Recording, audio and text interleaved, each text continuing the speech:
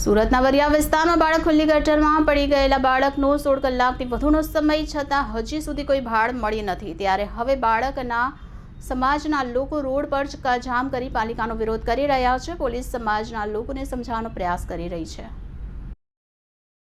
સુરત મહાનગરપાલિકાની ગંભીર બેદરકારી સામે આવી છે। વરિયા વિસ્તારમાં માતા સાથે બુધવારી બજારમાં જઈ રહેલા 2 વર્ષનું બાળક ખુલ્લી ગટરમાં ગરકાવ થયું હતું।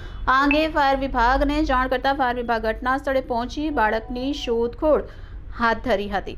વરિયા વિસ્તારમાં ગતરોજ સાંજે 2 વર્ષનું બાળક ખુલ્લી ગટરમાં પડી ગયું હતું। ઘટનાને પગલે પરિવારજનો અને સ્થાનિકો દ્વારા બાળકની શોધખોળ હાથ ધરવામાં આવી હતી, પરંતુ બાળક ન મળી આવતા ફાયર વિભાગને જાણ કરવામાં આવી હતી।